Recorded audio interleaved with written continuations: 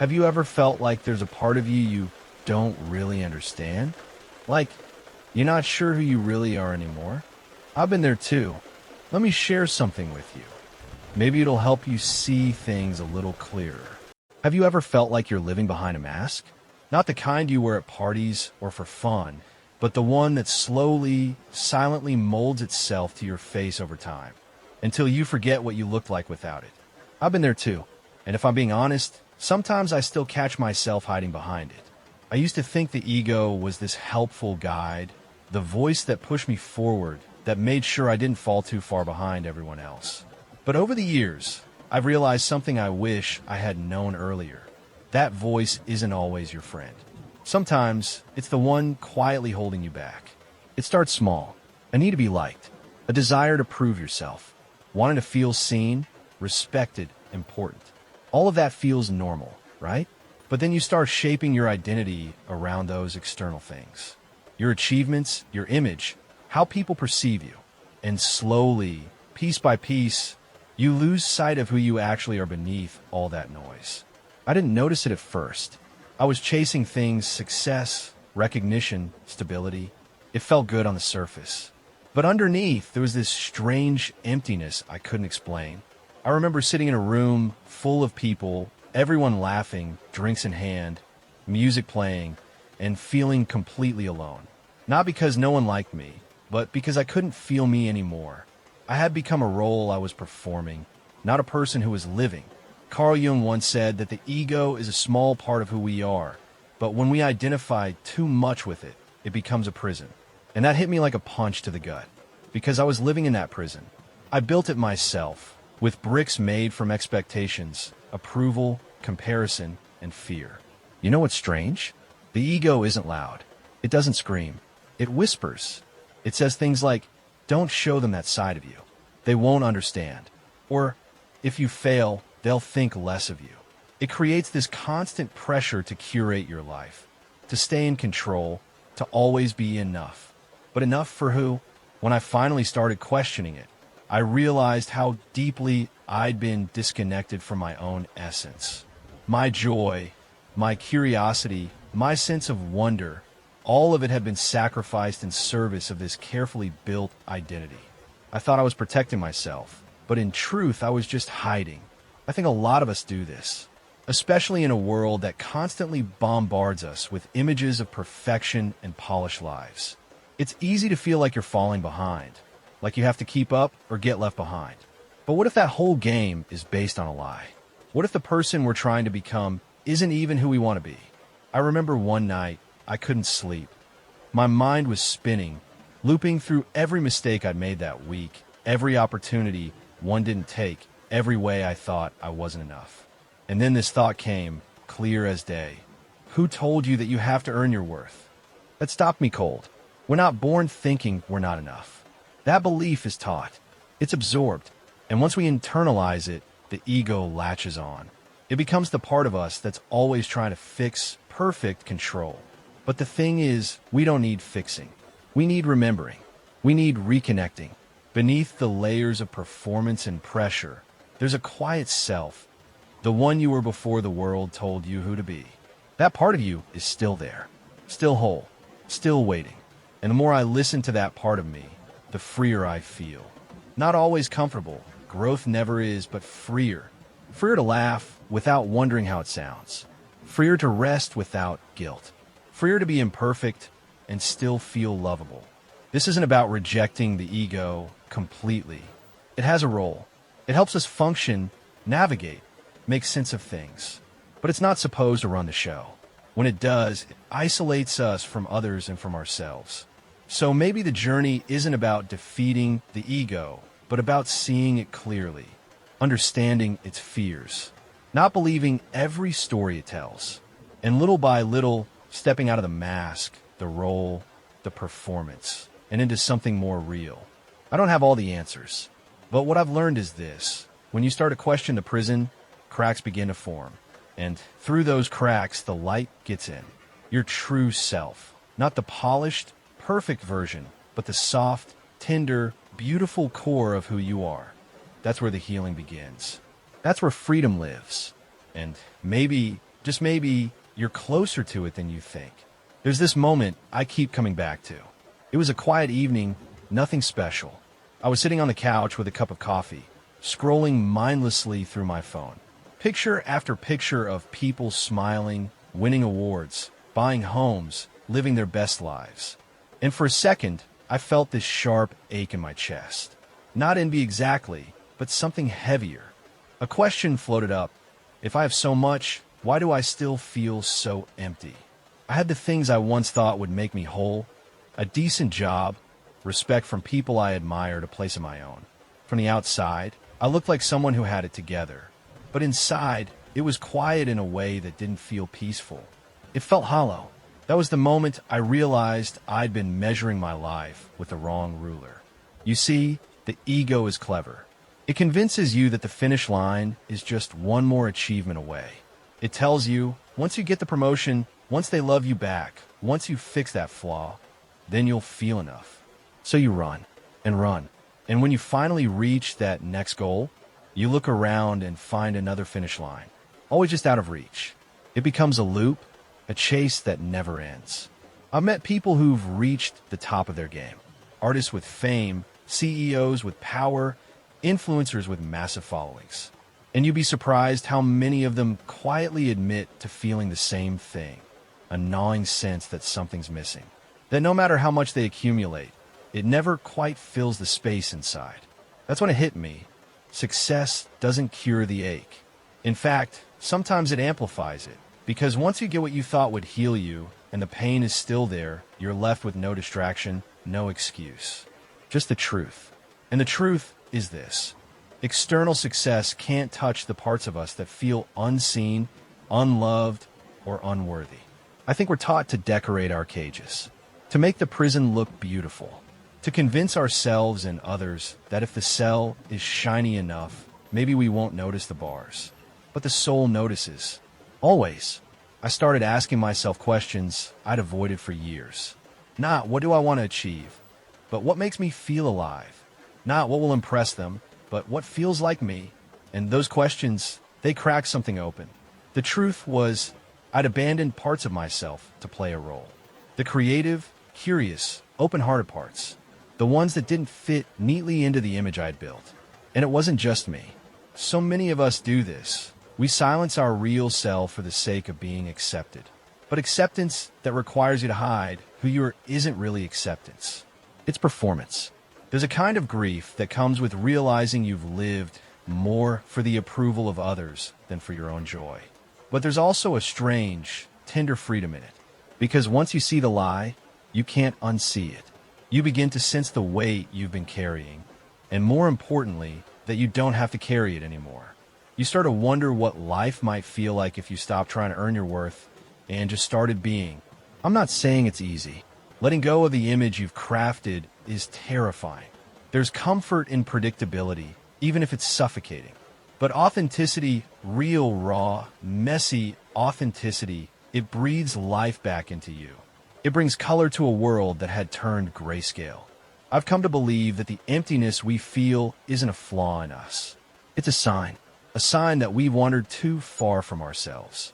That somewhere along the way, we traded presence for performance, connection for comparison, soul for strategy. And the way back, it starts with the smallest steps. Listening to your body when it says, I'm tired. Saying no when everything in you screams yes, just to please. Creating something, anything, not to be liked, but because it's what your heart wants to say.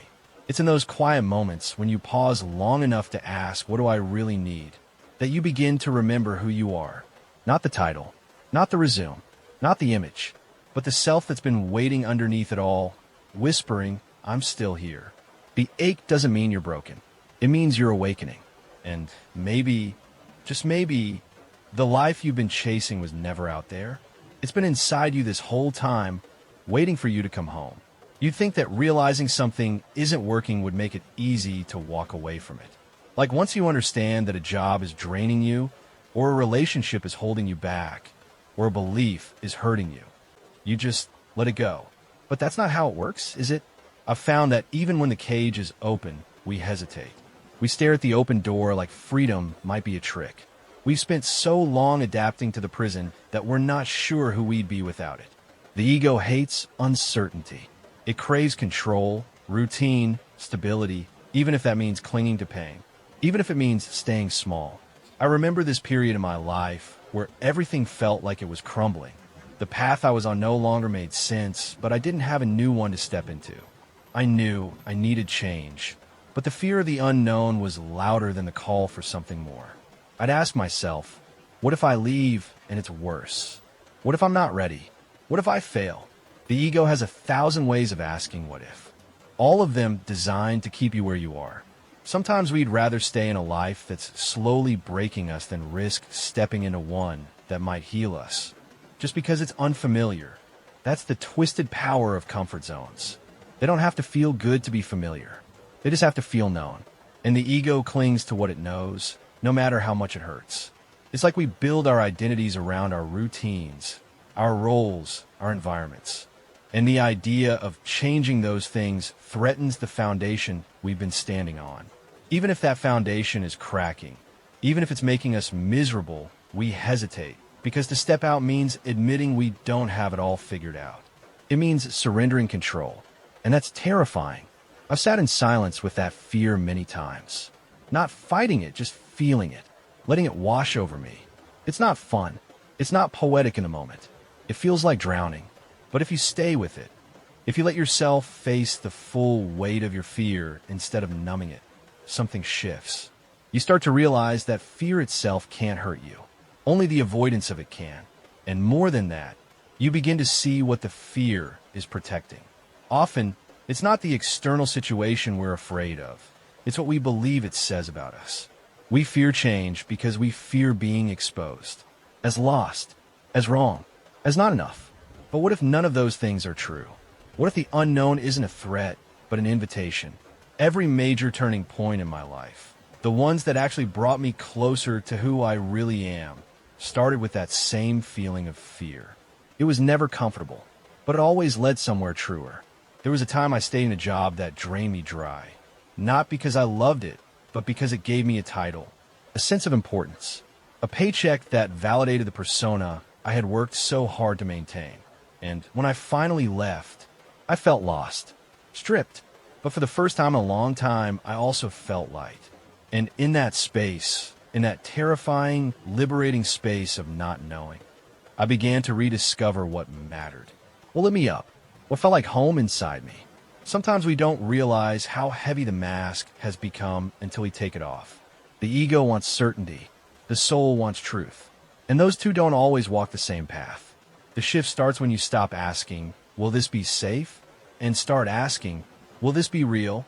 I won't sugarcoat it. This kind of shift is brutal. You might lose people. You might disappoint expectations, your own, your family's, society's. But you'll gain something far more precious, alignment, inner peace, a sense of coming back to yourself after being lost at sea. And here's the thing.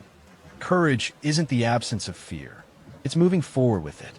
It's looking at the cage, feeling every tremble in your bones, and saying, I don't know what's on the other side, but I can't keep pretending this is enough.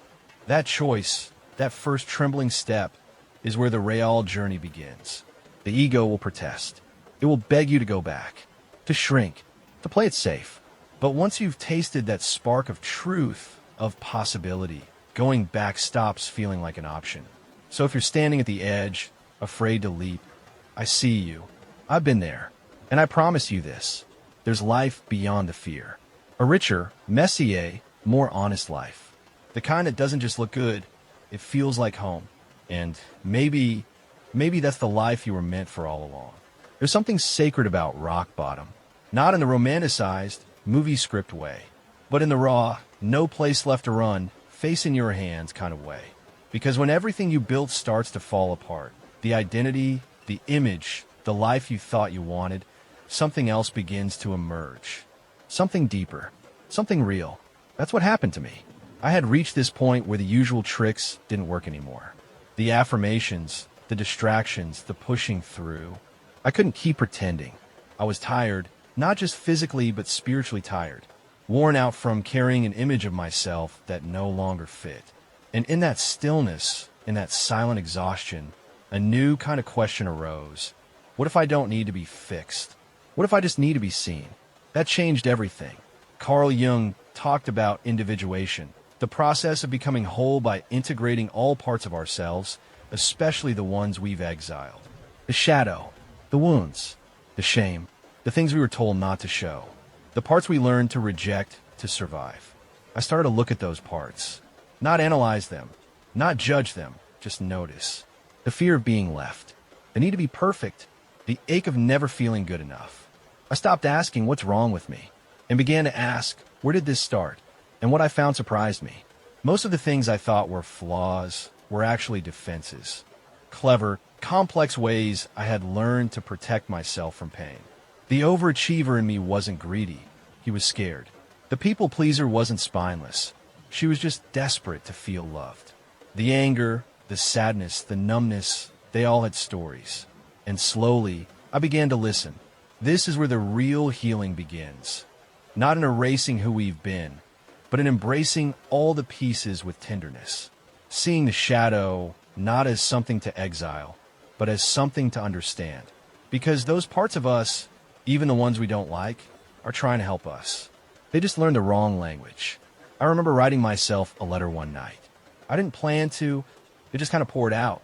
And I wrote not from the part of me that wanted change, but from the part that finally understood. I told myself, you did the best you could with what you knew, and now you know more. So now we do better.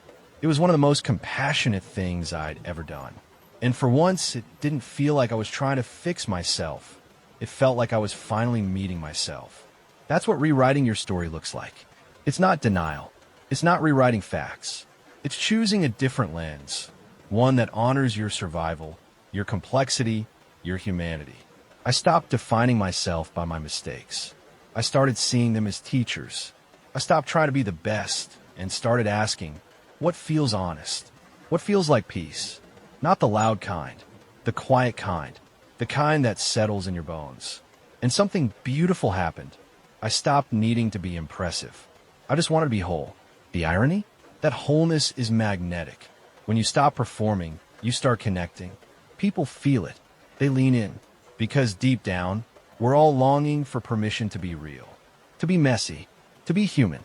And when you go first, when you show up without the armor, you give others the courage to do the same. I think about this often. How many of us are walking around, terrified of being seen, while desperately hoping someone will really see us? What a heartbreaking paradox, but also what an opportunity. Because we can change that. We can choose to see ourselves first. The past doesn't get erased in this process. It just loses its grip. It goes from being a sentence to a chapter.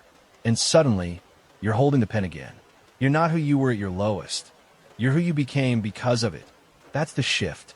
From shame to story. From victim to author. From hiding to honoring.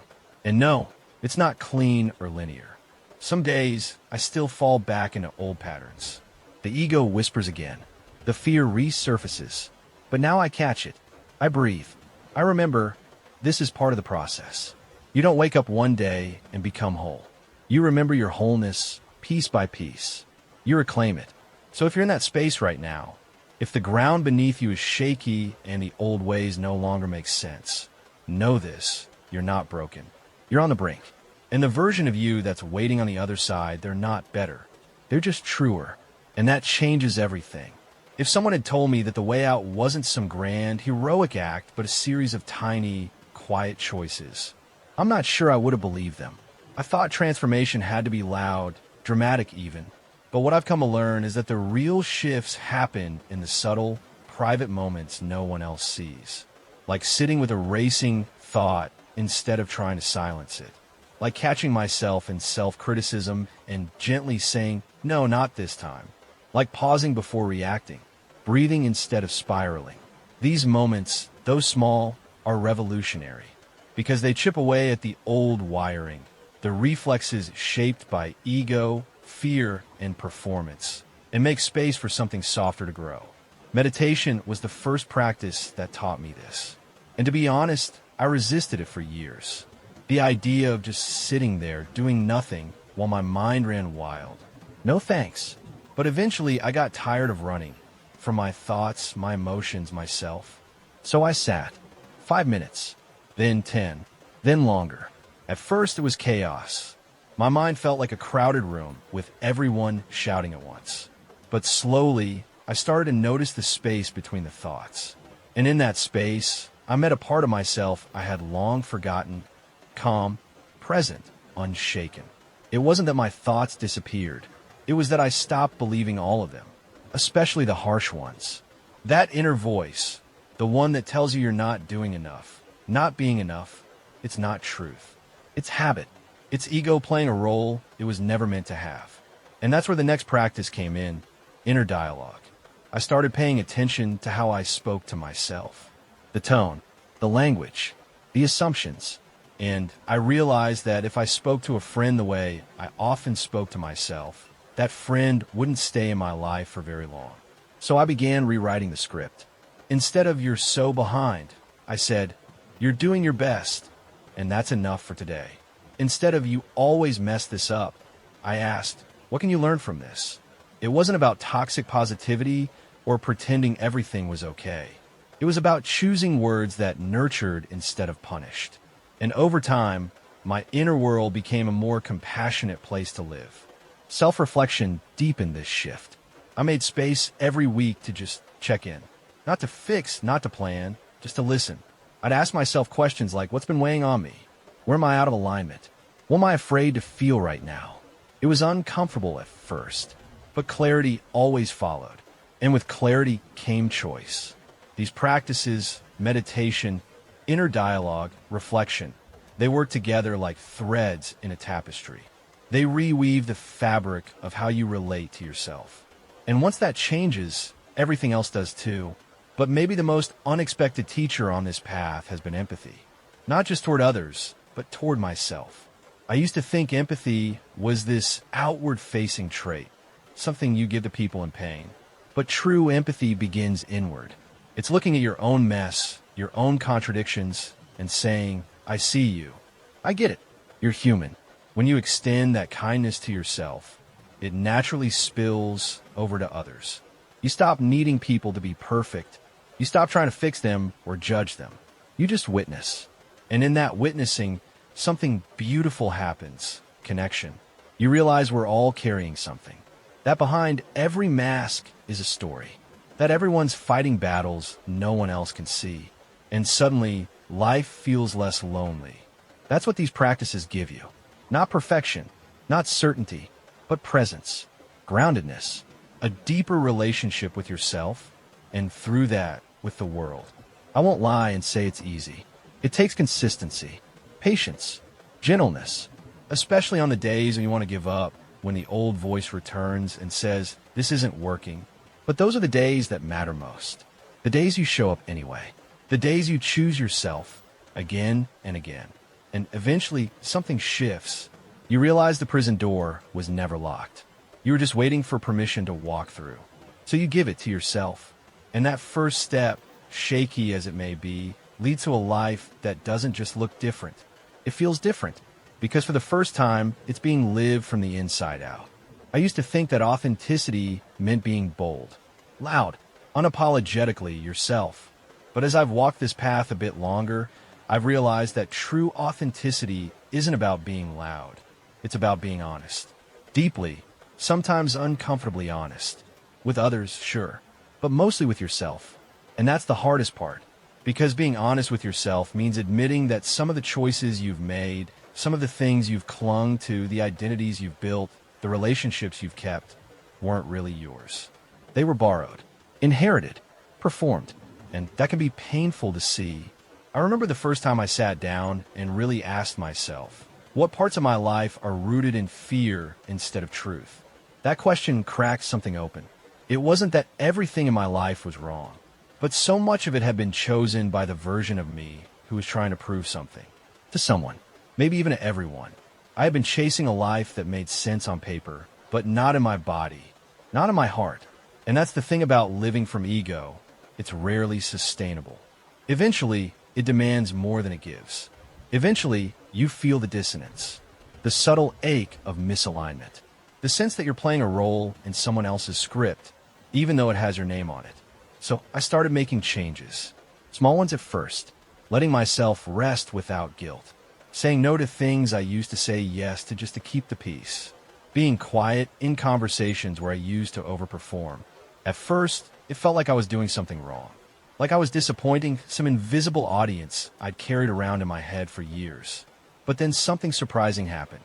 I started to feel lighter, not in a euphoric way, just in a steady, grounded kind of way, like I was finally walking in shoes that fit. There's a kind of peace that comes with not pretending anymore. But let me be clear, authenticity isn't easy. It often comes with loss. When you stop playing the part people expect of you, not everyone claps. Some people leave. Some people get uncomfortable. Some try to pull you back into the version of you they were more comfortable with. And it hurts. God, it hurts. But here's the truth no one tells you. Losing people who only love the mask is not the same as being unloved. It's just the cost of becoming real. And what you gain is immeasurable. You begin to attract people who love the you that doesn't need to perform. The you that breathes a little easier in your own skin. The you that can sit in silence and not panic. The you that no longer needs to prove anything to feel worthy. That's the shift. From impressing to expressing. From pretending to being. You start to say things like, I don't know, and mean it. You admit when you're scared. You cry without apologizing. You laugh too loud. You change your mind. You stop filtering yourself into something digestible. And instead, you just show up. Messy, honest, whole. And here's the paradox. When you stop trying to be what others want, you become someone worth truly knowing. Not because you're perfect, but because you're true. I used to think the point was to be liked. Now I know the point is to be known. To be seen for who you are, all of it. The light and the shadow. The flaws and the softness. The brilliance and the bruises. That's real connection. And it only becomes possible when you're brave enough to stop editing yourself for acceptance. I'm still learning this. Still catching the old habits when they creep in. The urge to shrink, to smooth the edges, to blend in. But now I notice. Now I pause. And more often than not, I choose truth over comfort. Because comfort is a short-term fix. But truth builds something that lasts. So if you're in that place where you're slowly peeling back the layers and starting to live from your center, I see you. I honor you. It's not an easy path, but it is a beautiful one. And every time you choose honesty over approval, you come home to yourself a little more. That's the real journey. Not becoming something new, but remembering who you were before the world told you who to be. There's a moment that comes, usually after the dust has settled, after the masks are laid down, the pattern's broken, the silence heard, when something inside you finally exhales. Not because everything is figured out, but because for the first time in a long time, you feel aligned. Not perfect, not finished, just real. That's the quiet miracle of awakening. It doesn't come with fireworks. It comes with clarity, a stillness that doesn't feel empty, but alive. And when it arrives, it brings the kind of peace you didn't know you were missing. For me, it showed up in the most ordinary moments, sipping tea in the morning without reaching for my phone, standing in front of the mirror without mentally picking myself apart, listening to someone really listening without planning what to say next. It wasn't that life got easier. It was that I stopped making it harder by fighting reality. I began to understand that meaning isn't something we find. It's something we feel when we live close to our truth. When our inner and outer lives stop contradicting each other. When we stop abandoning ourselves in pursuit of validation that never really lands. And with that understanding came a new kind of responsibility. Not the heavy, burden kind, but a sacred one. A responsibility to keep choosing what's real. To keep softening when it's easier to shut down. To keep listening to the quiet voice inside, even when it whispers things the world doesn't want to hear. That voice is your compass. It doesn't shout. It nudges. It's the part of you that says, slow down when everyone else is speeding up. That says, speak up even when your voice shakes. That says, rest when you've convinced yourself you need to do more. And the more I listened, the more connected I felt, not just to myself, but to everything around me. I began to see others differently too. less as obstacles or mirrors of comparison, and more as fellow travelers, each carrying their own wounds, their own hopes, their own longing to be free.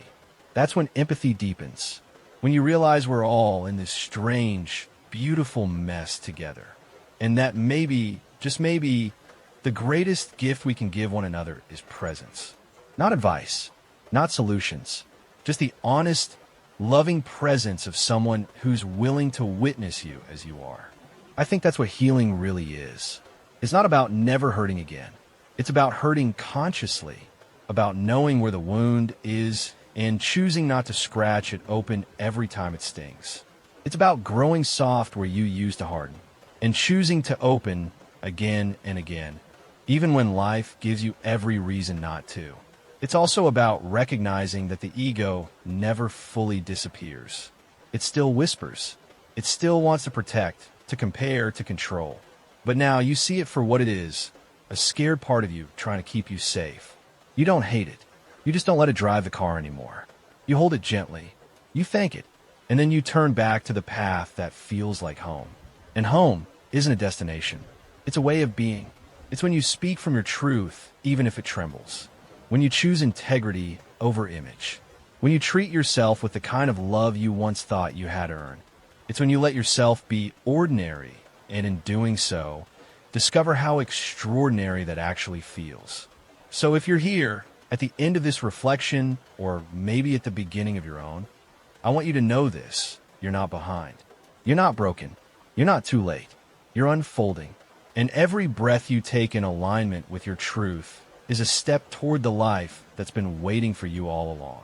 This world doesn't need a perfect version of you. It needs the real one. The messy, beautiful, courageous soul who's willing to be seen. Not for who they're trying to be, but for who they already are. And if you've read this far, if any part of this spoke to something deep inside you, then maybe you're already on your way. Welcome home. If this felt meaningful to you, it might mean something to someone else too. So hit like, leave a comment, or subscribe. That's how YouTube knows to share it with others. Maybe together, we can help someone see things a little differently.